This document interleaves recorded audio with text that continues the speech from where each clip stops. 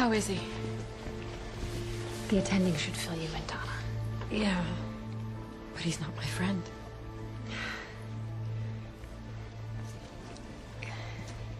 It's hard to tell right now. At first, the doctors thought Doug had a pulmonary embolism. But now they're just not sure. I always know when you're not telling me everything. Okay. I'm not just here as a friend anymore. We were officially brought in this afternoon. NIH. Why? Okay, so Congressman Lawrence isn't the only political player who's sick. No, there are two other men with similar symptoms. Heart abnormalities, lung inflammation, and gastrointestinal discomfort. Multi-system disease. Could be toxin exposure, severe infection. Yeah. So who are the other victims? Congressman Jack Jacobs, he's been on all the political talk shows. Didn't know you were a news junkie, Miles. Jacobs has taken lots of money from pharmaceutical interests. Yeah, he's always debating Lawrence about health care. Third victim? Yes, Raymond Wingate. He's a lieutenant in the Capitol Police. He's the worst off of the three. He's unconscious and on a ventilator. He's obviously no help. That's all we know for now, except that they all work in the Sam Rayburn building. What, the Rayburn building? That's home of the entire United States House of Representatives. Which means we may be dealing with An intentional release of a biological agent. Obviously, with members of the Congress involved, we can't rule that out. A wise assumption. Director Ewing. Hello, Kate. Must be a photo op somewhere nearby to get the head of the NIH down here in the dungeon. Somebody's got to be the NIH poster child. Unfortunately, the press is already smelling blood. Already talking terrorist attack? 3 people sick, all in the same government building post 9/11. It doesn't take a tabloid diehard to make that leap. I'm assuming that's your working theory, Stephen. Oh, of course. I mean, when you hear hoofbeats. Think horses, not zebras. Oh, this is going to be a PR headache. Which is why you need to sniff around. I can check with the editors, see what stories they've assigned, see how the press is going to play this. Good. We have a better chance of tracking down what's really going on here if CNN's not fanning the flames. Frank, I assume you'll be going over the Rayburn building? Yeah, I'll have a team ready to go in after the Capitol Police clear and lock it down. Copy me on any results. Homeland Security been alerted? And the FBI. But before they change the color level, I've convinced them that medicine can tell us the most. Our job's critical. Look, if you're here to take over our case, just take it. Why would you think that? I'm hearing hoofbeats again. Quite the contrary. I told the secretary that I was bringing in my best team here. Fair enough?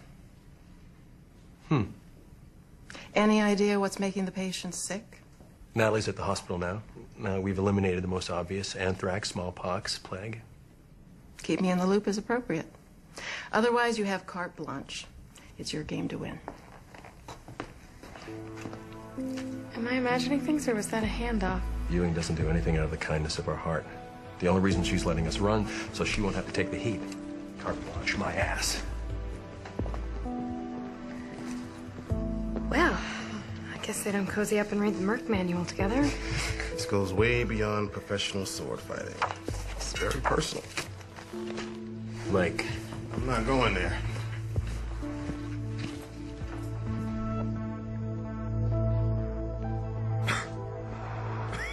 Natalie. Hey, you guys. You remember Dr. Connor? Yes, we've met. How are you? Miss Lawrence, Congressman, So what makes them think this thing might be intentional? everyone who's sick works in your building. How many are sick? So far, 3. Look, Ms. Lawrence, you may be more comfortable waiting outside for a while. Come on, Donna, that's our cue. Let me get you a cup of coffee. Love you. You're in good hands, Doug. So how can I help? Tell me about the Rayburn building. Have you seen any people who don't belong or smell anything unusual? Has the water tasted differently? I'm strictly a bottled water and diet soda guy, so I haven't noticed anything. Can you think of anything you've been exposed to in recent weeks? Packages, foods, foreign animals like birds. Plenty of vultures in the U.S. Congress for nothing I haven't seen before. How's Jack Jacobs? He's got the same thing as me.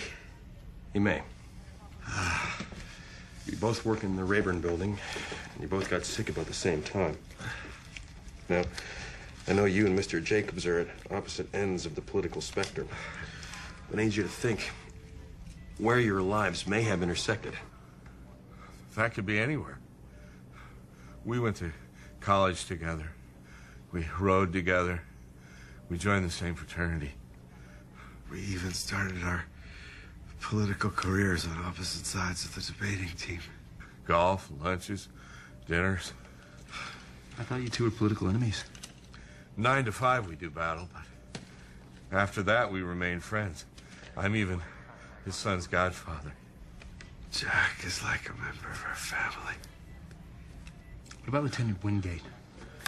Can you think of any places where the three of you might have intersected? None I can think of. How's he doing? Mr. Wingate is still unconscious and not responding to treatment. Lawrence and Jacobs have hundreds of potential commonalities. We should be able to narrow it down by seeing where Wingate triangulates with them. Right. All right, cross-reference everything these three men have in common. Shared foods, meetings, vehicles, habits, hobbies, anything else you can think of. Let's hope that Frank comes up with something on Capitol Hill. My gut says it's not the Rayburn building. What makes you think so? We're still looking at some underground pipes and some air ducts upstairs. But right now, we've pretty much come up empty. So no sign of anything that would imply a coordinated attack? Just your basic public building germ factory. Kate? Those are my samples.